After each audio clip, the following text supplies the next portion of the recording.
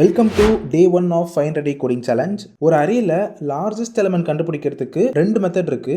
So first approach வந்து brute force approach. இதில் first ஒரு அரேவை எடுத்துட்டு அதை நம்ம சார்ட் பண்ணிப்போம். ஸோ ஒரு அரேவை சார்ட் பண்ணுறதுக்கு time complexity n log n. இந்த சார்ட் பண்ண அரேல லாஸ்ட் எலிமெண்ட் தான் லார்ஜஸ்ட் எலிமெண்ட். இதை ரிட்டர்ன் பண்ணுறதுக்கு டைம் காம்ப்ளெக்சிட்டி வந்து பிக் ஆஃப் 1. ஸோ ஓவராலாக டைம் காம்ப்ளெக்சிட்டி வந்து n log n தான்.